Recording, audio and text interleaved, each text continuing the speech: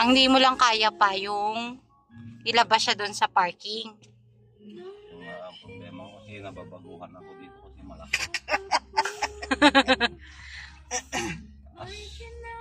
Hop. Yan na.